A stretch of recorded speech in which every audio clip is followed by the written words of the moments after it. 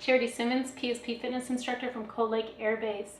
Today I made some stuffed peppers. So I fried up some ground turkey, threw some onion in there and fried that up, cooked the rice, threw that all together with some tomato sauce, added some seasoning as well, and stuffed my pepper. So I cut out the top of my pepper and stuffed it and threw it in the oven for about an hour.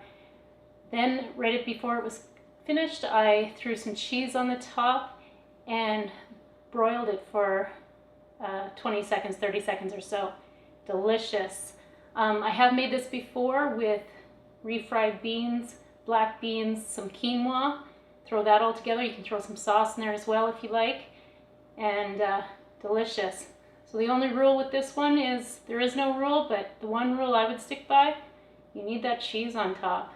Anyway, have a good one, guys. Take care.